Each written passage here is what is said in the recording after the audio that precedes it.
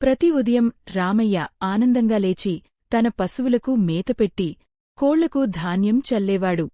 కాని ఆ రోజు రామయ్యకు తెలియదు, ఈ ప్రశాంత జీవితం త్వరలో మారబోతుందని. ఒకరోజు ఒక ఆవు బలహీనంగా కనిపించింది.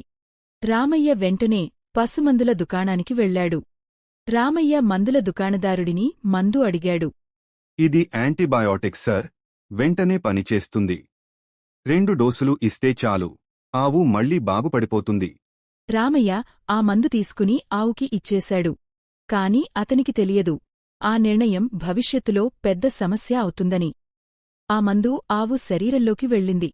కొన్ని సూక్ష్మజీవులు చనిపోయాయి, కాని కొన్ని బలంగా మారాయి. అవి మందుకు లొంగకుండా సూపర్ బగ్స్గా మారాయి.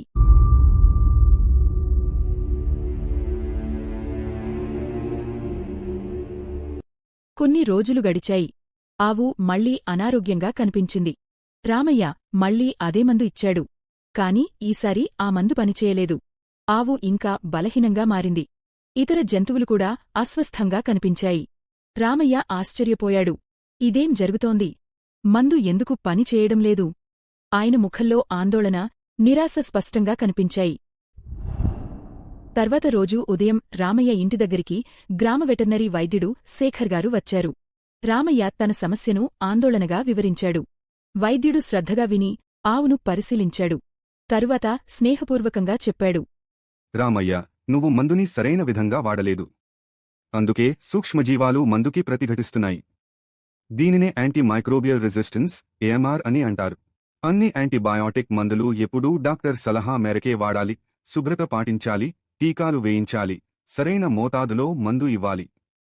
అలా చేస్తే పశువులు ఆరోగ్యంగా ఉంటాయి, సూక్ష్మజీవాలు సూపర్ బగ్స్గా మారకుండా ఉంటాయి.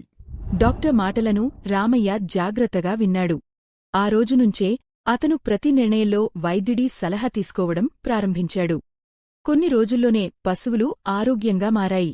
రామయ్య మరియు వైద్యుడు గర్వంగా నిలబడ్డారు. ఇది అంతా అవగాహనతో సాధించిన విజయం.